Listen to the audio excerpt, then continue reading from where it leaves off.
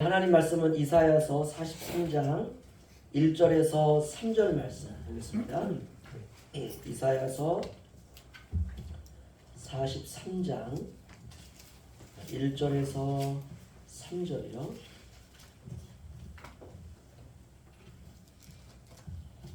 우리가 같은 본문을 오늘 8번째 보고 있기 때문에 본문이 좀 많이 익숙해지셨을 거라 생각이 듭니다. 1절로 3절 우리 한 목소리로 읽겠습니다. 시작. 야곱아 너를 창조하신 여호와께서 지금 말씀하시느니라. 이스라엘아 너를 지으시니가 말씀하시느니라. 너는 두려워하지 말라. 내가 너를 구속하였고 내가 너를 지명하여 불렀나니 너는 내 것이라. 내가 물 가운데로 지날 때에 내가 너와 함께할 것이라. 강을 건널 때에 물이 너를 침몰하지 못할 것이며 내가 불 가운데로 지날 때에 타지도 아니할 것이요 불꽃이 너를 사르지도 못하리니 대저 나는 여호와 내 하나님이요 이스라엘의 거룩하니요 내 구원자이라. 내가 애굽을 너의 속량물로 구스와 스바를 너를 대신하여 주었노라. 아멘. 우리 서로 이렇게 인사하겠습니다. 은혜 많이 받읍시다. 은혜 많이 받읍시다. 제가 엊그제 그 길가에 분홍색 꽃이 한 10송이 정도가 피어 있더라고요. 아무도 보지 않는 그저 이렇게 좀 소외된 그런 곳에 저 꽃이 저 차들이 막 다니는 아무도 관심 두지 않는 저곳에 있는 것보다도 우리 교회에 갔다가 심으면 성도들이 보고 와 주황색 꽃이 있네 이럴 것 같아서 세 송이를 제가 딱 뽑아왔습니다. 우리 집사람이 안 돼, 뽑아오면 안 돼, 누가 보면 걸려 이래서 교회를 위한 거기 때문에 누가 나를 보겠느냐 해서 그 만리에도 불구하고 세 송이를 딱 뽑아다가 화단에다 딱 심었는데 심어놓고 물을 줘도 계속 시드는 거예요. 마음이 너무 안타까운 거예요. 이거 성도들이 봐야 되는데 활짝 핀 거를 그런데 이게 시드는 거예요. 이상하다. 그 길가에 있을 때는 얘가 아주 그냥 파릇파릇하고 싱싱했었는데 왜 얘가 시들까? 그래서 물을 매일 줬어요. 계속 시들어요. 죽나 보다 했는데 어제 비가 왔잖아, 그렇죠? 비가 와서 아침에 딱 봤는데 그 얘네들이 파릇하게 하늘을 향해서 꽃을 딱 피운 거예요. 그때 제가 알았어요. 하늘에서 비가 내리면 살아나는구나. 할렐루야. 여러분 성령의 단비가 우리 안에 부어지면 세상의 어떤 시련 앞에서도 우리가 기쁨이 회복되리라 믿습니다. 지난 수요일에 이른 비와 늦은 비를 내려주시는 하나님, 여러분 한 주간 동안 성령의 은혜로 각 가정에서 여러분 하늘을 향해 피어난 그 꽃처럼 여러분 피어나시기를 주의 이름으로 부탁을 드립니다. 오늘 본문을 보시면 내가 너를 구속하였고 내가 너를 지명하여 불렀나니 너는 내 것이라. 짧은 구절인데요, 감동적이고요, 감격적이고 황홀하고 흥분됩니다. 이 구절 자체를 이렇게 묵상하고 읊조리면 여러분 천국 가면 구원받은 사람들이 많을까요? 적을까요? 굉장히 많습니다. 아담 이후에 수천 년 동안 하나님께서 버려진 받은 사람도 어마어마하지만 그 가운데 구원받은 사람도 어마어마합니다. 셀 수 없이 많습니다. 아담 이후부터 종말까지 하나님의 세상을 불러 심판하는 그날까지 구원받은 인구는 엄청날 것입니다. 현생 인류가 지금 살아있는 모든 전 지구상에 살아있는 인구가 약 80억이다 이렇게 말합니다. 제가 한 10년 전까지만 해도 60억이라고 그랬는데 한 10년 후반에 20억이 늘었습니다. 인도 사람이요 어마어마하게 많습니다. 인구가 중국 사람도 많고요. 전 인류가 80억 정도 됩니다. 그런데 그 80억 인류 가운데에서 하나님께서 저와 여러분을 콕 집어서 그냥 80억 인류 가운데 구원받은 사람들을 야 너희들은 이렇게 말씀하시고 내가 너를 구속하였고 80억 인류 가운데 단 한 사람 저와 여러분을 하나님께서 죄와 사망에서 건져내시고 그리고 나를 콕 집어서 지명하시고 우리를 부르셔서 우리의 이름을 부른 겁니다. 우리 한 사람 한 사람의 이름을 그리고 말씀하십니다. 뭐라고 말씀하시느냐? 너는 내 것이다. 이건 충격입니다. 충격. 80억 가운데 나 한 사람을 하나님이 다 보고 계시고 그리고 나를 죄 가운데서 건져내셔서 나를 지명하여 우리의 이름을 부르신 것이요. 그리고 너는 내 것이다. 우리가 이런 사랑 받은 거예요. 이런 사랑 얼마나 놀랍습니까? 여러분 그 감격으로 사세요. 그 감격으로. 저는 그런 생각이 듭니다. 우리 그리스도인으로 세상을 살면서 생각이 깔끔해야 돼요. 생각. 두 번째, 감정이 깔끔해야 돼요. 세 번째, 행동이 깔끔해야 됩니다. 저와 여러분 안에는 예수의 피가 흐르고 있습니다. 이 피는 거룩한 피거든요. 거룩한 피, 정결한 피. 이런 사랑은 아무나 받는 게 아니에요. 천국은 모두가 다 은혜 받은 자들이 가는 나라입니다. 나 같은 죄인 살리신, 이게 은혜예요. 나 같은 죄인 살리신. 죄인은 나 같은 죄인이에요. 죄인의 샘플, 야 죄인이 세상에 죄인이 어떤 존재일까 라고 그럴 때 우리는 손가락을 들어서 이렇게 지적할 수 있어야 돼요. 나 같은 죄인. 과연 이 고백이 되는가 안 되는가, 그게 우리가 신자인가 아닌가의 시금석입니다. 여러분 은혜가 깊어지면 깊어질수록 죄인에 대한 인식도 깊어집니다. 사도 바울이 말년에 이렇게 고백합니다. 나는 죄인 중에 괴수로다. 이게 바울이요. 이제 하나님 나라에 가기 전에 60대가 넘어가지고 그가 이제 내가 하나님 나라 갈 때가 되었구나 라고 해서 죽기 전에 바울이 자기에 대한 인식이었어요. 나는 죄인 중에 괴수로다. 이 괴수라는 말이 뭡니까? 수괴라는 말이거든요. 우두머리. 죄인의 우두머리. 그게 자기 자신이었다는 것이요. 이 사람이 구원받는 것, 이것이 은혜입니다. 우리가 천국 가면 내가 왜 구원받았나? 이게 나 같은 자가 왜 구원받았나? 이게 은혜예요. 구원받을 아무런 조건이 없거든요. 그런데 천국을 갔더니 어떤 사람이 우리는 내가 어떻게 구원받을 수 있었을까? 나 같은 이 죄인이 어떻게 구원받을 수 있었을까? 내가 어떻게 이 천국에 올 수 있었을까? 아무리 생각해도 해답을 찾을 수가 없는 거예요. 그런데 누군가 내 옆에 와가지고 툭툭 치는 거예요. 야, 뭘 그렇게 고민을 해? 너 뭐 고민하는데? 제가 아무리 생각해도 이 나 같은 죄인이 어떻게 이 천국에 올 수 있었는지 아무리 헤아려도 헤아릴 수가 없습니다. 그래, 야, 그 간단해. 내가 말이야 세상에 살아갈 때 내가 이런저런 일들을 좀 했었거든. 와, 그런 일을 하셨어요? 그래, 내가 그런 일을 했다고. 내가 가만히 보니까 역시 그래서 내가 천국에 올 수 있었던 거야 라고 하는 사람은요 한 사람도 찾을 수가 없습니다. 천국 가면 그런 사람은 한 사람도 없는 곳, 그곳이 바로 천국입니다. 오직 예수뿐인 나라. 모든 사람의 입에서 오직 예수, 오직 예수, 오직 믿음. 이게 은혜입니다.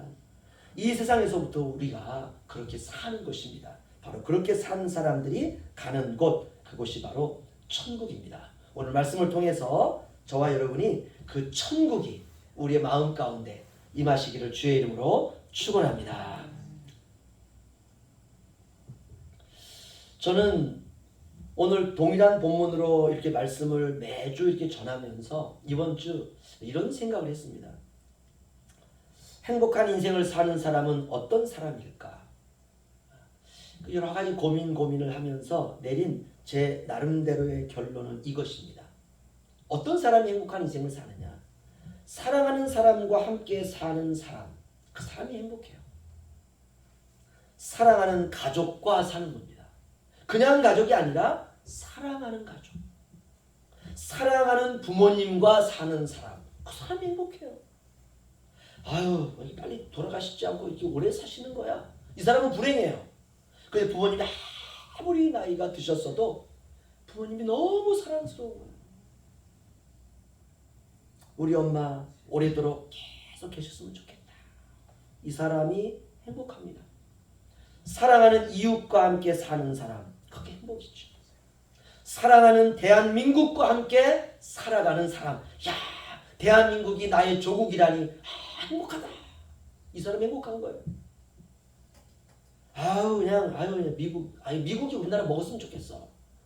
이 사람은 별로 안 행복해요. 대한민국에 살아도. 그냥 미국이 그냥 우리나라를 좀 지배해가지고 그냥 미국 57개 주로 우리나라를 편식해도 참 좋은데 일본이 어떻게 우리나라를 그냥 그렇게 해가지고 이 사람은 안 행복해요. 우리나라가 독립해서 참 행복하다. 대한민국이라고 하는 국민이라는 거 자랑스럽다. 이 사람이 행복한 겁니다. 사랑하는 아내와 사는 사람, 사랑하는 남편과 사랑하는 자녀들과, 그러니까 사랑하는 남편과 아내와 자녀는요, 우리가 앞에서 사랑하는 많은 대상이 있었지만 그 모든 대상들 가운데 꽃입니다. 꽃이. 사랑은 하나님께서 세상에 주신 아주 고귀한 선물입니다. 비록 세상은 죄악으로 물들어 있지만 저와 여러분 안에 사랑이 있는 이상 여러분 희망은 있는 줄로 믿습니다. 사랑이 있기에 세상의 아름다움이 유지되는 것입니다. 그렇다면 사랑이라고 하는 건 도대체 무엇일까? 오늘 본문 가운데 2절에 이렇게 나옵니다. 내가 물 가운데 지날 때 내가 너와 함께할 것이다. 이 함께한다라는 말이요, 정말 놀라운 말씀입니다. 사랑은 함께하는 거예요. 고통 가운데 있는 사람과 함께하는 것입니다. 절망에 빠져 허우적거리고 있는 사람과 함께하는 거예요. 아파하는 사람과 함께하는 거예요.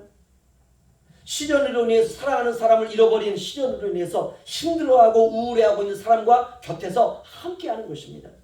슬픔과 눈물로 세월을 보내고 있는 사람과 함께하는 것이에요. 이게 사랑이에요. 사랑은 그것을 가능하게 합니다. 사랑이 희생을 감수할 수 있습니다. 사랑이 나를 포기케 할 수 있어요.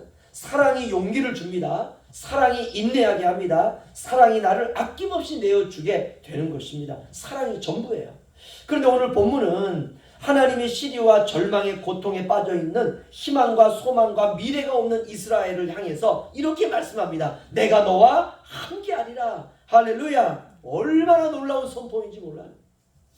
이건 이스라엘 백성들이 기대하지 않았던 말씀입니다. 이스라엘은 지금 하나님을 버렸습니다. 이스라엘은 지금 우상을 숭배하고 있습니다. 이스라엘은 지금 불신앙으로 살아가고 있습니다. 이스라엘은 지금 버림받은 상태예요. 남유다와 북이스라엘이 포로로 끌려가 온갖 고통과 슬픔과 절망 속에 살아가고 있는 그런 상태입니다. 시간도 벌어 60년이 흘렀습니다. 애굽이 자기 조상들이 살 때와 같이 이런 이방 민족의 노예로 팔려서 살아가고 있습니다. 아무런 비전도 없어요. 아무런 소망도 없습니다. 이대로 끝나버릴 것 같아요. 이대로 그냥 죽을 것 같아요. 이대로 대가 그냥 끊어져 버릴 것 같습니다. 하나님에 대한 믿음도 헌신도 생각할 수가 없습니다. 그저 하루하루 살아가는 게 너무 힘에 버거운 것이에요. 모세와 같은 사람이 나타났으면 좋겠다. 정말 야곱과 같은 사람, 다윗과 같은 사람이 나타났으면 좋겠다 라고 하는 바람은 있지만 불가능합니다. 그럴 기미도 보이지 않아요. 10가지 재앙이라도 나타나서 이스라엘 백성들이 애굽에서 출애굽한 것처럼 아수르와 바벨론으로부터 자신들이 좀 포로에서 풀려났으면 좋겠어요. 그런데 그런 기적은 옛날 이야기입니다. 물론 사람이 이러한 절망 가운데 떨어지면 과거를 후회하게 되어 있지 않습니까? 우리가 하나님께 잘못했구나. 우리가 과거에 죄를 지었구나. 우리가 너무나 엄청난 문제를 일으켰구나. 이렇게 후회도 하게 되어 있습니다. 그러나 그러기에는 마음이 식었어요. 여러분, 사람이요, 마음이 식으면은요, 회개도 안 됩니다. 이스라엘 백성들은 지금 마음이 마를 대로 다 말랐습니다. 구원이라고 하는 것은 생각할 수도 없습니다. 어떻게 하나님께서 우리를 구원하실까? 현실을 보면 불가능합니다. 그저 인생은 캄캄한 밤이에요. 남은 것은 이대로 끝나버릴 것 같은 그런 불행한 운명, 그것이 이스라엘 백성들이 처한 현실입니다. 그런데 그렇게 절망과 저주와 불행과 캄캄한 밤 가운데 처해 있는 이스라엘 백성들에게 하나님께서 이사야 선지자를 통해서 하신 말씀이 2절과 3절입니다. 우리 함께 읽겠습니다. 시작. 내가 물 가운데로 지날 때에 내가 너와 함께 할 것이라. 강을 건널 때에 물이 너를 침몰하지 못할 것이며 내가 불 가운데로 지날 때에 타지도 아니할 것이요 불꽃이 너를 사르지도 못하리니 대전하는 여호와 내 하나님이요 이스라엘의 거룩하니요 내 구원자이니라. 내가 애굽을 너의 속량물로 구스와 스바를 너를 대신하여 주었노라. 아멘. 어떻습니까? 전혀 새로운 하나님이에요. 전혀 기대하지 못했던 말씀. 바로 이분이 저와 여러분이 믿는 하나님입니다. 하나님이 이스라엘 백성들에게 주시려고 하는 것은 그런 희망은 바로 사랑이었어요. 하나님께서 우리와 함께 하시는 것, 이게 진짜 사랑입니다. 여러분, 진짜 친구는요, 어려울 때 나와 함께 하느냐, 그 사람이 친구예요. 사랑은 고통 가운데 처한 사람과 함께하는 것, 이게 사랑입니다. 시련 가운데 있는 사람과 끝까지 함께하는 사람은 사랑하는 사람입니다. 남편이 늙어서 병상에 있을 때 곁에 있어주는 사람은 사랑하는 사람이에요. 아내가 늙어서 병상에 있을 때 곁에 있어주는 사람, 그 사람이 바로 사랑하는 사람입니다. 자녀들이 아파서 병상에 있을 때 곁에 있어주는 사람, 그 사람이 사랑하는 사람이에요. 우리가 그때 확인할 수 있어요. 야, 이 사람이 나를 사랑했구나. 사랑은 그래서 희생이 전제된 삶입니다. 희생이 없는 사랑은 없습니다. 모든 인류가 죄로 인하여서 멸망과 저주에 치달았을 때 나타난 것이 바로 하나님의 사랑이었습니다. 그리고 그 속에 구원을 위한 희생이 있었습니다. 요한복음 3장 16절 17절 제가 읽어드리면, 하나님이 세상을 이처럼 사랑하사 독생자를 주셨으니 이는 그를 믿는 자마다 멸망하지 않고 영생을 얻게 하려 하심이라. 하나님이 그 아들을 세상에 보내신 것은 세상을 심판하려 하심이 아니요 그로 말미암아 세상이 구원을 받게 하려 하심이라. 아멘. 세상이 멸망에 처해지고 세상이 저주 아래 있을 때에 하나님께서 세상을 이처럼 사랑하사 독생자를 주셨다라고 하십니다. 여기서 주셨다라는 말은 십자가의 죽음을 의미하는 것입니다. 예수님이 십자가의 죽으심으로 말미암아 저와 여러분이 구원을 얻었다는 것입니다. 그 왜 죽으셨느냐? 하나님이 저와 여러분을 사랑하셨다는 것이에요. 그리고 그 사랑하신 주님께서 우리에게 이렇게 약속해 주십니다. 내가 세상 끝날까지 너와 함께하겠다. 마태복음 28장 18절로 20절 읽어드리면, 예수께서 나와 말씀하여 이르시되 하늘과 땅의 모든 권세를 내게 주셨으니 그러므로 너는 가서 모든 민족을 제자로 삼아 아버지와 아들과 성령의 이름으로 세례를 베풀고 내가 너희에게 분부한 모든 것을 가르쳐 지키게 하라. 볼지어다 내가 세상 끝날까지 너희와 항상 함께 있으리라 하시니라. 아멘. 하나님이 저와 여러분과 항상 세상 끝날까지 함께 하시겠다라고 하신 이 말씀은 진리입니다. 우리의 생명이 끝나는 그 순간까지 하나님은 저와 여러분과 함께 하실 줄로 믿습니다. 어떤 어려움 가운데 있다 할지라도 여러분 걱정하지 마시고 염려하지 마시고 주님만 바라보시기를 주의 이름으로 축원합니다. 현실은 걱정투성이이고 현실은 염려투성이이고 어제까지 없었던 일이 오늘 새로 생기고 이제는 됐다라고 안심했던 일들이 문제거리로 등장하고 잘 정돈되었던 삶이 엉클어지는 것, 이게 우리 인생입니다. 제가 어제 아침에 이렇게 딱 일어났는데요. 그냥 어제 그저 전날까지 아무런 문제가 없었어요. 근데 아침에 딱 일어나가지고 세수를 이렇게 하는데 오른손 이 등이 느낌이 하나도 없는 거예요. 여러분 그런 느낌을 받아보신 적 있는지 모르겠어요. 이게 마비된 것처럼요. 내 손이 아닌 거예요. 느낌이 없는 거예요. 그 물에 딱 갖다 댔더니 이 물의 어떤 그 느낌은 느껴지는데 물이 이게 느껴지지 않는 거예요. 마치 마취 주사를 맞으면 마취가 풀리지 않으면 느낌이 없는 것처럼 걱정이 되는 거예요. 염려가 되는 거예요. 야, 이거 내가 뭐 문제가 있나? 이거 경추에 문제가 있나? 그 손을 붙들고 하루 종일 기도했어요. 계속 만져보는 거예요. 느낌이 별로 없어요. 잠이 드는 그 순간까지 야, 인생이 이렇게 연약하구나. 하나님 한번 치시면 무너지는 게 인생이에요. 어제까지 없었던 일이 새로 생기고 이젠 됐다 하던 안심하던 문제거리가 다시 등장하고 오늘 아침에 일어나가지고 다시 손을 이렇게 만져봤어요. 그런데 느낌이 조금 돌아왔어요. 우리 인생이 그렇습니다. 그렇게 연약해요. 하지만 우리의 인생을 이렇게 시시각각 변하지만 변하지 않는 진리가 하나 있습니다. 그것이 무엇일까? 오늘 이사야서 43장 2절 3절입니다. 우리 다시 한번 저와 한 절씩 교독하지요. 내가 물 가운데 지날 때 내가 너와 함께 할 것이라. 강을 건널 때 물이 너를 침몰하지 못할 것이며 내가 불 가운데로 지날 때 타지도 아니할 것이요 불꽃이 너를 사르지도 못하리니. 대저 나는 여호와 내 하나님이요 이스라엘의 거룩한 이요 내 구원자이니라. 내가 애굽을 너의 생명물로 수소와 쌀가루를 대신하여 주었노라. 아멘. 한마디로 말하면 하나님이 여러분의 머리털 하나라도 상하게 하지 않는다라는 말씀입니다. 네가 비록 죄를 지어서 지금 죄인으로 우상을 숭배하며 이제 하나님 앞에 심판을 받아서 이방 민족 가운데 포로로 인생을 60년간 너희들이 살고 있고, 아, 우리는 이제 버림받았구나, 우리는 끝이구나 라고 생각할지 모르지만 하나님께서 그들을 향해서 네가 물 가운데로 지날 때 내가 너와 함께할 것이라. 강을 건널 때 물이 너를 침몰하지 못할 것이라. 불 가운데로 지날 때 타지도 아니할 것이라. 머리털 하나 상하지 않을 거야. 걱정하지 마. 너는 내 거야. 내가 너를 지켜. 결론은 승리라는 것이죠. 우리가 인생에 보여지는 것은 실패처럼 보이지만 이기게 되어 있습니다.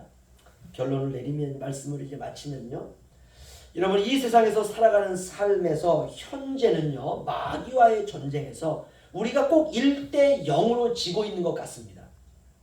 그런데 결과는요, 억대 1로 이깁니다. 뭐 3대 1로 이기지 않아요. 천국과 지옥, 천국 대 지옥으로 이기게 되어 있습니다. 영원히 함께 해주시는 것으로 저와 여러분의 인생은 막을 내리게 되어 있습니다. 우리는 결론은 이미 우리의 품에 안고 살아가는 사람들입니다. 어떻게 이런 일이 가능하냐? 하나님이 구원자이시기 때문에 그렇습니다. 저와 여러분을 반드시 구원해 내신다는 귀한 말씀. 왜 그렇게 하시느냐? 너는 내 것이라. 여러분, 저와 여러분은 하나님의 소유입니다. 절대로 하나님이 저와 여러분을 마귀에게 빼앗기지 아니하신다라고 하신 약속입니다. 절대로, 절대로, 절대로 이것이 정답입니다. 이런 담대함으로 오늘 하루 한 주간 승리하시기를 주님의 이름으로 축원합니다. 기도하겠습니다.